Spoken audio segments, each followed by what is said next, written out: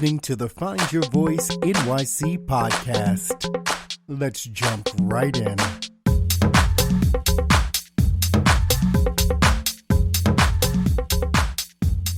Thank you so much for tuning in and listening. And of course, let's jump right in. Back to one. I mean, I'm going back to one right now as we speak, right? We're coming back with the podcast. We've taken some time off, and now we're back to one. And, you know, if you've ever done work in film or television, you've heard the term back to one and you know what it means. And it basically means that you go through a scene and you want to redo the scene again. Maybe you want another version of the scene. Maybe you want another version for safety. Maybe something happened when you were doing it. So instead of just going through because you couldn't use the take, you went all the way back to one in order to go back to your original places and redo everything. And, you know, when we talk progress, a lot of times we think about progress as in moving forward. Okay, you made a mistake, keep going. And don't worry about this and not focus on that. And so there's some trains of thought, especially in terms of coaching, where people encourage you just to keep pushing, to keep going, to keep moving forward, that kind of thought, that kind of thing. But sometimes it is important to go back to one. And when we use back to one, or rather when I use back to one in terms of coaching, what I'm really asking my client to do is to go back to the reason why you started doing something in the first place. Go back to the resources that you originally had and how they served you. Go back to your methodology, whatever it is that got you where you are currently. Go back to one. Take that step back and look at everything you've done. And now let's try it again, maybe differently, maybe with new passion, maybe with more understanding. But sometimes you have to go back to one. And the other thing I think it's really important to put out there right now is when you go back to one after you have done something, that is the very definition of progress, because now you have experience that you can utilize to make a decision. So I'll give you an example of what I'm talking about here. Let's just say that you are starting a company and your company starts doing very well. And at a certain point, you get an order that comes into your company and you just can't fulfill it. You can't get the funding. Your credit score is not where it needs to be, right? So you may have good company credit, maybe, but your personal credit can't guarantee it, and no place is going to give you anything, you know? And that, believe it or not, is really a trap and a downfall for a lot of small businesses or people with credit scores that are under 700 who are trying to start a business. That's very, very real. You know, you have to find alternative funds of forms of funding in order to make your businesses work and get them off the ground and maintain them. So let's just say that's the situation you're in, right? And let's just say that, unfortunately, your business goes under and you're not able to fill the order, you're not able to move forward, and so you are forced to shutter your doors. Do you give up? Do you let go? Or do you go back to one? Going back to one in this instance means, okay, these are the pitfalls.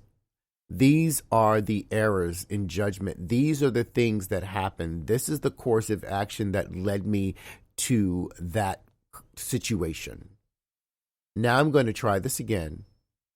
And now that I understand what I need to do and I understand the potential pitfalls and outcomes, I'm going to ensure that I deal with these things as much as possible now to prevent them from happening again in the future.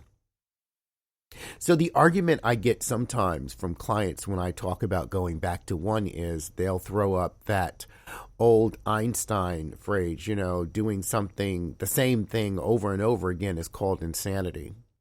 But I think it's very important to make a distinction here. Going back to one, resetting yourself, going back to the basics, reconnecting with your original passion and purpose, and then moving forward from that is not doing the same thing over and over again. It is going through the same motions with new inspiration, new understanding, new purpose, new passion. It is reconnecting. It is reintroducing. It is not just redoing. Now, this leads to something that we've spoken about before on the podcast, and we will more than likely speak about again because it comes up time and time and time again in my coaching sessions with people. If you are focusing on the product and not the process, then you may miss the learning experience that you need, right? If you really look at the process, what are you learning? What are you doing? How is it working? And you're using those analytics along the way, looking at all the pieces, how they're coming together, how they're working, what's happening. When you then go back to one and replicate, it's a replication based on knowledge, on experience.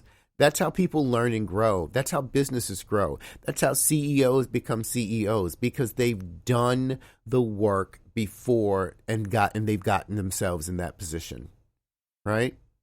So I don't want anyone to think that not appreciating the process, not focusing on the process, not paying attention to the process is something you should do.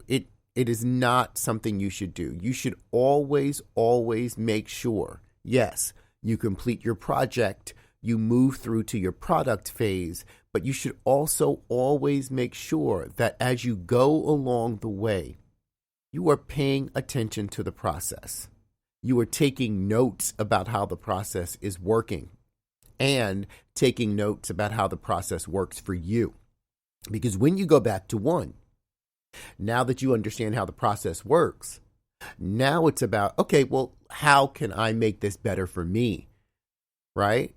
It's like, again, I'll use the acting. If you go through a scene and you have a particular intention about how you say a line, and then your co-star in the scene says the line in a way that inspires a different intention, well, now you've had some discovery. Now, when you approach that scene, you approach that dialogue the next time, it's going to be different because you're acting, you're reacting, you're in the moment. You're not just so stuck in, I'm going to say this and be angry. I'm going to say this and be sad. Now it's, I'm going to respond to how this person is speaking to me, and that's going to make this scene amazing. And once you do that, then you're able to say, okay, look, now I'm in a whole different place with this, right? So I think that's really, really important for all of us.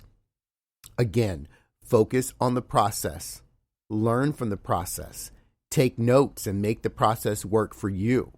And once you go through all of that, taking those notes and focusing on the process and figuring out what works for you, don't be afraid to go back to one.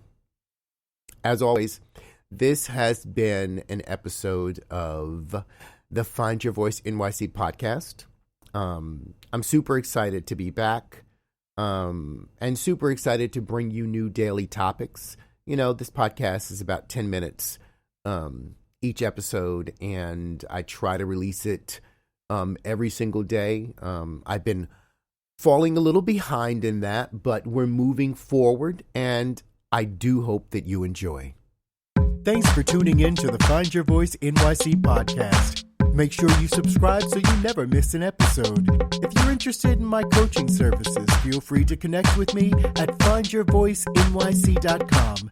That's findyourvoicenyc.com.